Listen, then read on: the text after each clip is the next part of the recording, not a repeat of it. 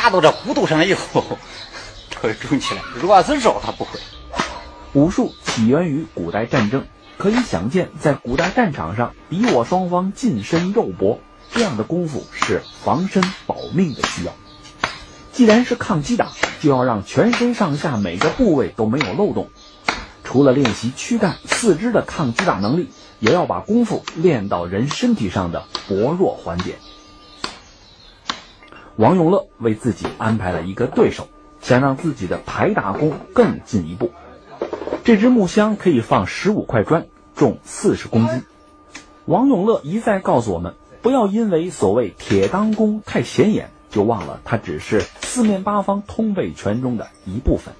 木箱瞬间产生的力量到底有多少，我们没有测算，但是这一幕已经足够让我们目瞪口呆了。